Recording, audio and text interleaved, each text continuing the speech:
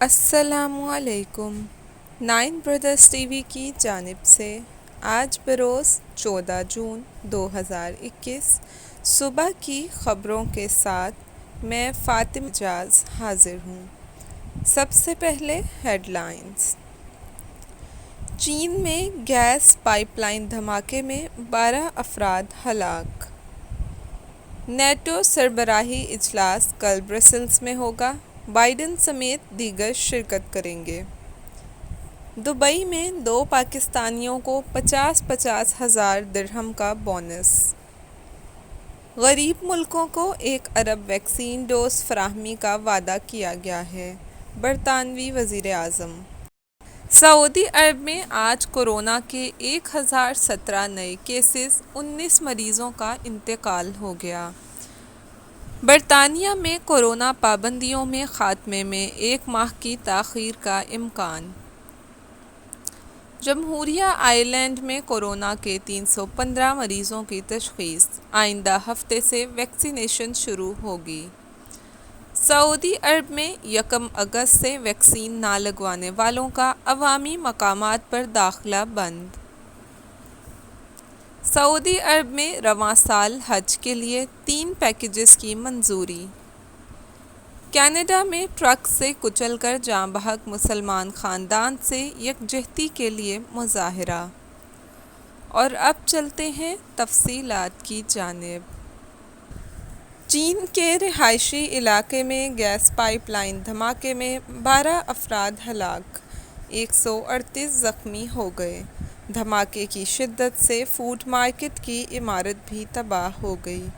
State media کے مطابق چین کے شہر شیان میں گیس پائپ لائن دھماکے کے بعد 150 افراد کو متاثرہ علاقے سے نکالا گیا، جس میں سے 37 افراد شدید زخمی ہیں۔ ذرائع کے مطابق دھماکہ اس وقت ہوا جب لوگ خریداری کے لیے موجود تھے۔ فوڈ مارکیٹ میں ریسکیو کی کوششیں جاری ہیں۔ دھماکے کی وجہ جاننے کے لیے تحقیقات شروع کر دی گئی ہیں۔ نیٹو کا سربراہی اجلاس کل نیٹو ہیڈ کوارٹر برسلز میں منعقد ہوگا، جس میں امریکی صدر جو بائیڈن سمیت نیٹو اتحاد کے 30 ممبر ممالک کے سربراہان شرکت کریں گے۔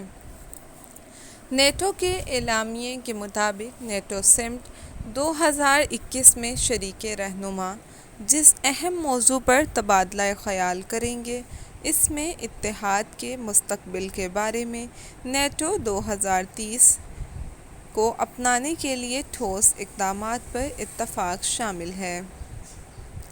اس کے علاوہ الائنس کے بارے اتحاد کو مزید وسعت دینے کا طریقہ، سیکیورٹی کے لیے اپنے نقطۂ نظر کو وسیع کرنے، قواعد پر مبنی بین الاقوامی آرڈر کو تحفظ فراہم کرنے میں اپنا کردار ادا کرنے اور نیٹو کو آج اور آنے والے کل کے چیلنجز سے نمٹنے کے لیے تیار کرنے جیسے موضوعات بھی زیر غور آئیں گے۔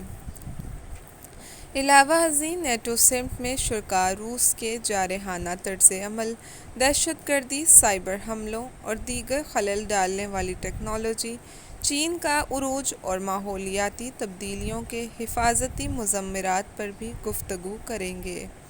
دوسری جانب اس سمٹ سے قبل نیٹو نے اپنے تمام اتحادی ممالک میں کیے گئے ایک سروے کے نتائج کا بھی اعلان کیا ہے۔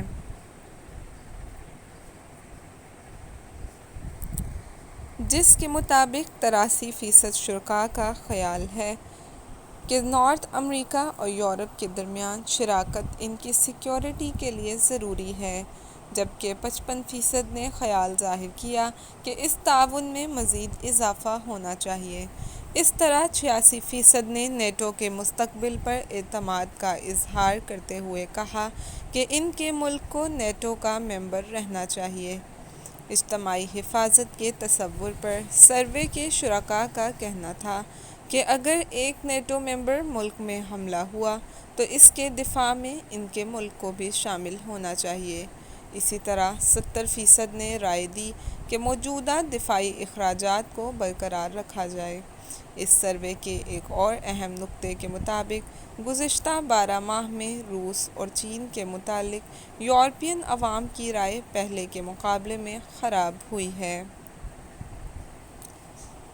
متحدہ عرب امارات UAE کے شہر دبئی میں مقیم 2 پاکستانیوں کو ان کے آجر نے 50,000 درہم بطور بونس دینے کا اعلان کر دیا۔ عرب میڈیا کی رپورٹ کے مطابق یہ دونوں پاکستانی دبئی میں بطور ڈیلیوری بوائے کام کر رہے ہیں۔ رپورٹ میں بتایا گیا کہ یہ افراد گزشتہ 5 سال سے کمپنی کے ساتھ منسلک ہیں اور تقریباً 2000 آرڈر کامیابی کے ساتھ ڈیلیور کر چکے ہیں، جبکہ انہیں دیا جانے والا بونس ان کی ہی خدمات کا اعتراف ہے۔ ان میں سے ایک 35 سالہ ڈیلیوری مین محمد خرم نے عرب نیوز سے گفتگو کرتے ہوئے کہا کہ جب انہیں اپنے بونس سے متعلق کال موصول ہوئی تو اس وقت وہ ڈیلیوری پر تھے اور انہیں لگا کہ کوئی ان کے ساتھ مذاق کر رہا ہے۔ ان کا یہ بھی کہنا تھا کہ اب یہ اپنے خوابوں کو حقیقت کا روپ دے سکیں گے۔ برطانوی وزیر اعظم بورس جانسن نے G7 سمٹ کے اختتام پر پریس کانفرنس کرتے ہوئے کہا کہ G7 سمٹ میں غریب ممالک کو کووڈ ویکسین کی 1 بلین ڈوز فراہم کرنے کا وعدہ کیا گیا ہے۔ لندن میں پریس کانفرنس سے خطاب کے دوران بورس جانسن نے مزید کہا کہ 40 ملین مزید لڑکیوں کی اسکولوں میں تعلیم کے حصول میں مدد کی جائے گی۔ انہوں نے کہا کہ سمٹ لیڈرز نے گلوبل پارٹنرشپ فار ایجوکیشن کے لیے رقم کی فراہمی پر بھی آمادگی ظاہر کی ہے۔ اس حوالے سے برطانیہ گلوبل پارٹنرشپ فار ایجوکیشن کے لیے 430 ملین پاؤنڈ دے گا۔ بورس جانسن نے کہا کہ بچوں خصوصاً لڑکیوں کو تعلیم یافتہ بنا کر غریب ممالک کو غربت سے نکالا جا سکتا ہے۔ عالمی سطح پر کاربن کے اخراج میں G7 ممالک کا 20% حصہ ہے۔ ماحول کی بہتری کے لیے اقدامات بھی اٹھائیں گے۔ برطانیہ میں کورونا کے سبب عائد پابندیوں کے مکمل خاتمے میں 19 جولائی تک تاخیر کا امکان ہے۔ برطانوی میڈیا کے مطابق برطانیہ میں کورونا وائرس کے ڈیلٹا ویرینٹ کے سبب کیسز میں اضافہ ہو رہا ہے، جس کی وجہ سے کورونا پابندیوں میں خاتمے میں 1 ماہ کی تاخیر ہو سکتی ہے۔ خبر ایجنسی نے بتایا کہ برطانیہ میں گزشتہ روز کورونا وائرس کے 8,125 کیسز رپورٹ ہوئے ہیں۔ میڈیا رپورٹس کے مطابق برطانوی وزیر اعظم کی جانب سے کورونا وائرس کے سبب عائد پابندیوں کے خاتمے کا اعلان پیر کو متوقع ہے۔ سعودی عرب کی وزارت صحت نے کہا ہے کہ مملکت میں 24 گھنٹوں میں کورونا کے 2017 نئے کیسز رپورٹ ہوئے ہیں۔ ریاض سے وزارت صحت کے مطابق سعودی عرب میں کورونا مریضوں کی تعداد 4,65,797 ہو گئی، جبکہ 24 گھنٹوں میں 19 مریض انتقال کر گئے۔ اس طرح سعودی عرب میں کورونا سے انتقال کرنے والوں کی کل تعداد 7,572 ہو گئی ہے۔ کویت کی حکومت نے کہا ہے کہ ملک میں کورونا وائرس کی صورتحال کے باعث غیر ملکیوں کی کویت آمد پر پابندی فی الحال برقرار رہے گی۔ مقامی میڈیا رپورٹس کے مطابق حکومت نے کہا ہے کہ غیر ملکیوں کی آمد پر پابندی کا مقصد ملک کو کورونا وائرس کی نئی شکلوں سے محفوظ رکھنا ہے۔ اس حوالے سے حکام کا کہنا ہے کہ وبا کی عالمی صورتحال کو دیکھتے ہوئے یہ فیصلہ کیا گیا ہے کہ یہ پابندی تاحکم ثانی برقرار رہے گی۔